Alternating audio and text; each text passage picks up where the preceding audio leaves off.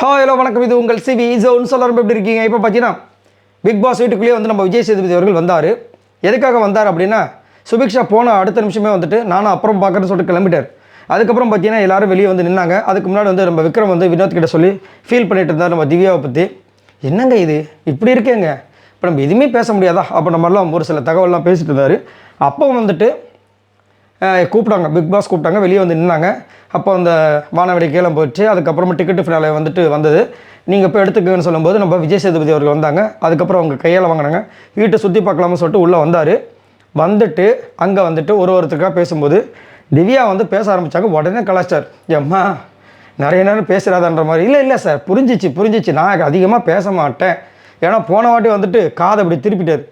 இம்மா போதும், இவ்வளோ பெருசாக பேசுகிறீங்களே அப்படின்ட்டு. ஸோ அதை வந்து கலாச்சாரத்துக்கு அவங்க என்ன சொன்னாங்கன்னா, சார் நான் வந்து 2 days கூட இருக்க முடியாதுன்னு நினச்சி தான் சார் வந்தேன்.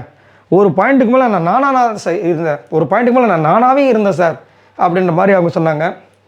பார்த்தோம்மா, ஆனால் 2 நாள் இருக்க முடியாதுன்னு நினச்சி வந்தேன்னு சொன்னீங்க பார்த்தீங்களா, அதுதான் கொஞ்சம் ஏற்றுக்க முடியல. ஏன்னா நீங்கள் வரும்போதே ஒரு சூப்பராக வந்தீங்க, வந்த உடனே கேப்டன்ஷிப் டாஸ்க்கெலாம் வந்து சூப்பராக வின் பண்ணீங்க. அப்புறம் என்னம்மா உங்களுக்கு நீங்கள் என்ன செஞ்சாலும் செய்யலாம்னு ஓட்டு வந்துக்கிட்டே இருக்குது. அப்புறம் என்ன உங்களுக்கு? அதுவும் நேற்றுலாம் போகும்போது எப்படி பிஜே போகிறது மாதம் வந்து கலாய்ச்சி விட்டீங்க, வெளியே போடின்ட்டு எவ்வளோ சூப்பராக கலாய்ச்சிருக்கீங்க.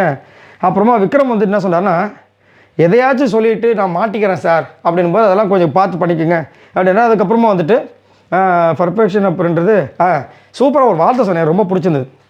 என்னென்னா பர்ஃபெக்ஷன், இப்போ வந்து நான் பர்ஃபெக்டாக இருக்கேனா இல்லையான்னு சொல்லிட்டு இன்னொருத்தவங்க சொல்லும்போது நம்ம தெரியுதுல்ல, அது என்னென்னு தென்கட்சிக்கோ சுவாமிநாதன் அவங்க சொன்னாங்களாம். என்னென்னா பர்ஃபெக்ஷன் அப்படின்ற ஒரு வார்த்தை அடுத்தவங்க மனசில் வரைந்த ஓவியம், அடுத்தவங்க மனசில் இருக்கிற வரைந்த ஓவியம்.